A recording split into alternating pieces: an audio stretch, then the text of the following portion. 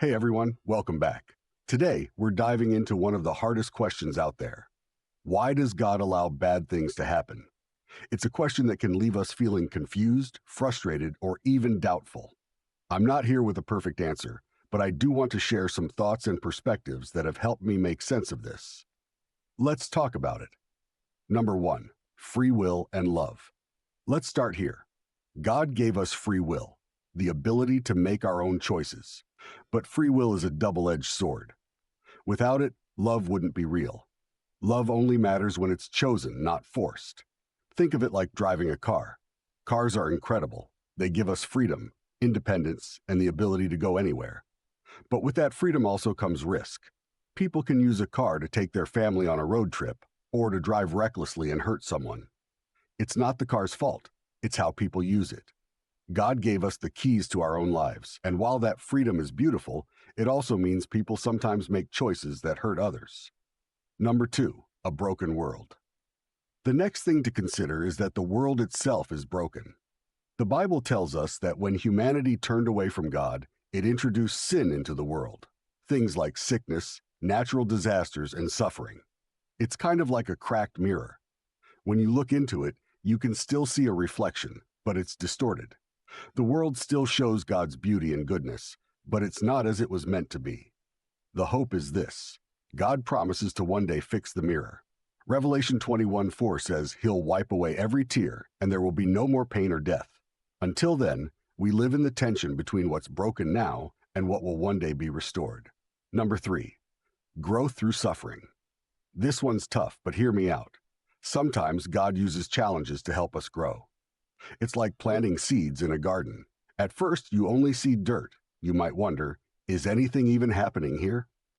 But over time, as the seed is watered and goes through pressure under the soil, it starts to grow into something beautiful. In the same way, our struggles can plant seeds of resilience, empathy, and faith. Romans 5:3-5 says that suffering produces perseverance, character, and hope. While it's not easy, those hard times can prepare us for something greater down the road. Number four, God is present in our pain. Here's the comforting part. Even when bad things happen, God doesn't leave us. He's not a distant observer, watching from far away. He's right there with us, walking through the pain. Think about Jesus. He didn't stay in heaven, removed from all the suffering. He came down into the mess. He experienced rejection, betrayal, and even death. So when you're going through something hard, you can know that God understands. He's not unfamiliar with your pain. He's in it with you.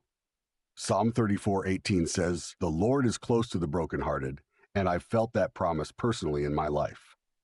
Number five, we see a piece, not the whole. Finally, we have to remember that our perspective is limited. Imagine building a puzzle with thousands of pieces. If you only have one piece in front of you, it might look random or even ugly. But when you step back and see the whole picture, it all makes sense.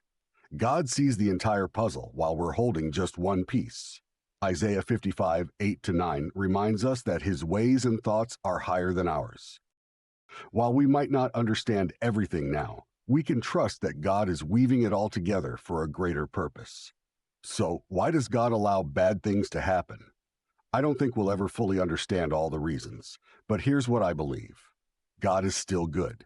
He's present in our pain, He's working behind the scenes, and He promises to one day make all things new. What about you? Have you ever faced something hard and later seen how God used it for good?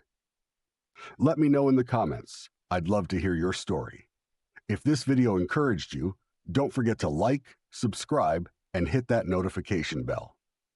Thanks for spending time with me today, and I'll see you in the next one.